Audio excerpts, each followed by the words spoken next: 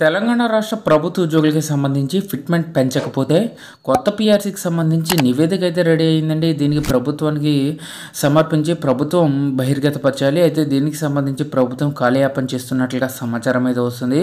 So ప్రభుత్వం కొత్త పీఆర్సీకి సంబంధించి తెలంగాణ రాష్ట్రం ఏర్పడ్డాక వచ్చేటటువంటి రెండో పీఆర్సీ. సో కాబట్టి వీలైనంత త్వరగా రెండో పీఆర్సీని అమలు చేయాల్సి అయితే ఉంది. హామీలు నెరవేర్చలేక ఆదాయాన్ని సమీకరించుకోలేక సర్కార్ సతమతం అవుతుందని విమర్శలు అయితే వెలువడుతున్నాయి. ఈ నేపథ్యంలో ఫిట్మెంట్ ఆశాజనకంగా లేకపోతే ఉద్యోగ వర్గాల నుంచి తీవ్ర వ్యతిరేకత అయితే వ్యక్తమవుతుందని ప్రభుత్వ వర్గాలు భావిస్తున్నట్లు తెలుస్తుంది.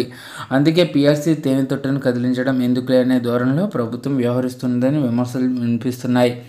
ఇటీవలే డిప్యూటీ సీఎం ఆర్థిక మంత్రి బట్టి విక్రమార్కతో సమావేశమైనప్పుడు కూడా పెండింగ్ బిల్లులపై హామీ ఇవ్వడం తప్ప పీఆర్సీ ప్రస్తావన చేయలేదని ఉద్యోగ సంఘాల నేతలు చెబుతున్నారు.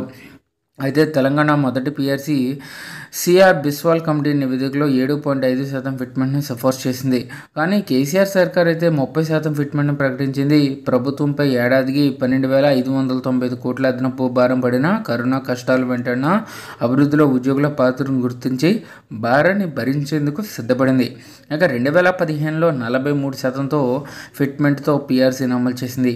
ఇప్పుడు కాంగ్రెస్ సర్కార్ అంతకంటే తక్కువ ఫిట్మెంట్ ఇస్తే అసలుకే మోసం వస్తుందని ప్రభుత్వ వర్గాలు జంకుతున్నాయని ఉద్యోగ నేతలు అయితే అంటున్నారు. సో ఇక్కడ పీఆర్సీ నివేదిక రెడీ అని చెప్పేసి ఇంపార్టెంట్ అప్డేట్ అయితే చూస్తున్నామండి. సో మొదటి పీఆర్సీ బిస్వాల్ కమిటీ వివరాలు చూసినట్లయితే ఫిట్మెంట్ సిఫార్సు 7.5%, కేసీఆర్ ప్రకటించిన ఫిట్మెంట్ అయితే 30% అండి.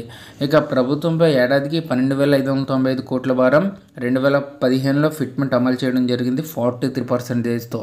ఇక బకాయిల సంగతి ఏమిటి?